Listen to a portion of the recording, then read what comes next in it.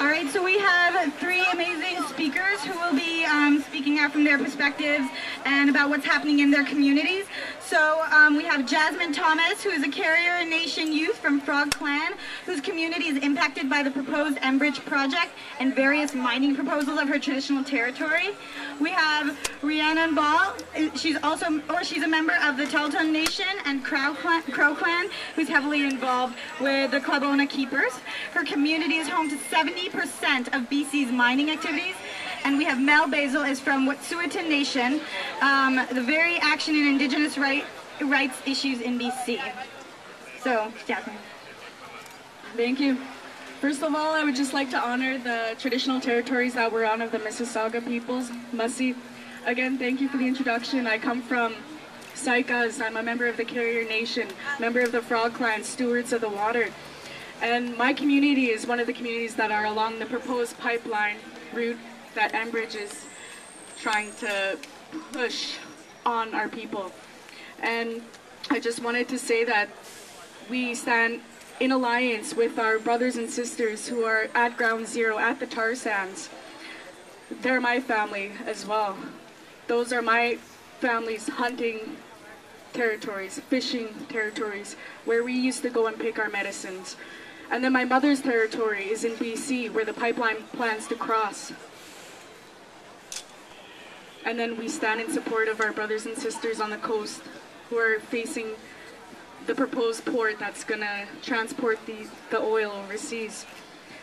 So the tar sands are one of the largest point source of industrial carbon emissions in Canada and the source of millions of liters of toxic wastewater.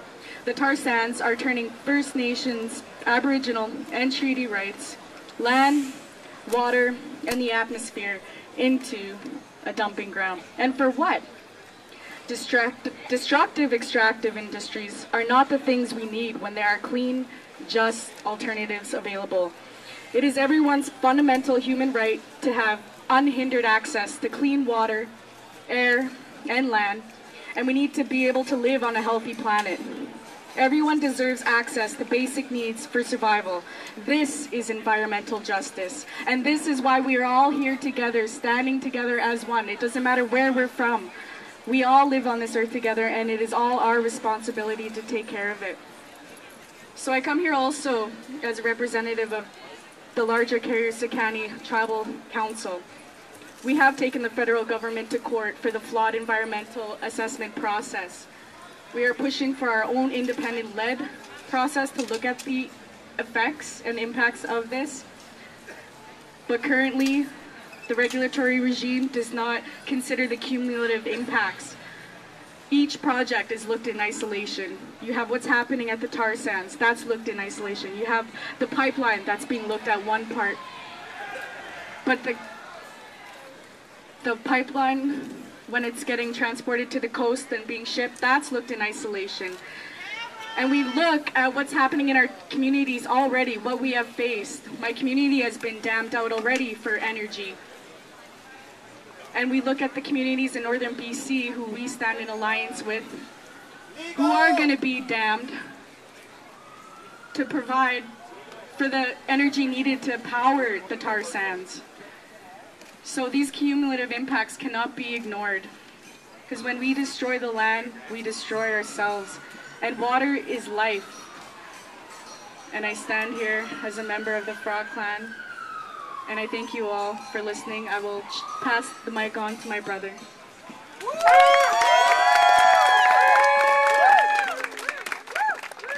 Sinakalia. Dinizeyu, Takazeyu, Skyzeyu, Sigawanak, Gimawilsu, Simgaget. Human beings, I implore you, I beg of you, I demand justice for our biodiversity that we're all a part of.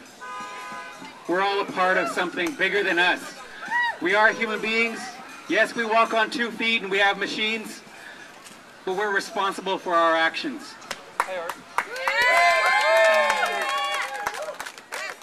I ask that everybody looks critically at industry. They look critically at who runs industry, policies, government, everybody sitting on each other's boards, making sure they got each other's backs. These corporations, these corporate rapists, looking at ecocide, we're looking at genocide and biocide. We can't stand for that any longer. Let's make G8 and G20 accountable for what they're doing.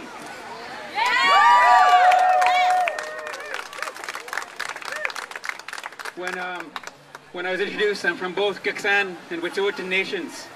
And you might remember that in 1997, there was a December 11th Supreme Court of Canada decision looking at Indigenous rights and title that was not extinguished. And we still uphold that. Rights and title is not extinguished, and that's our human quality of life. But there's a biodiversity that we're a part of. That's what our laws represent. Our laws don't represent just us. It represents the natural laws that existed before humanity got here. So we want to protect natural law.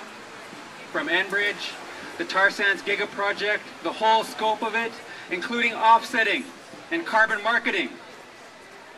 That's the systemic scope of the tar sands giga project. And the Wet'suwet'en Nation, we oppose it. To Natalia, I'm going to pass the mic to my sister. Thank you for being here. Keep this circle blessed. Keep it safe. Keep each other safe. Thank you. Before we pass it on to Rhiannon, I want to apologize for the interruption that has happened during this press conference and the intimidation that is happening over there. Shame! People are talking about how environmental degradation and climate change is impacting their communities, and police have the audacity to interrupt these stories by intimidating and harassing people who are here to support. Shame!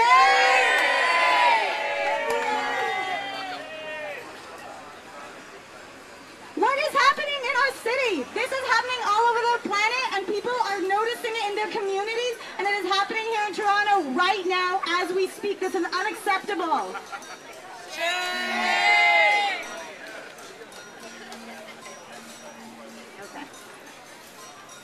I'm going to continue on with the press conference because that is what we are here today to talk about. We are here today to talk about the issues.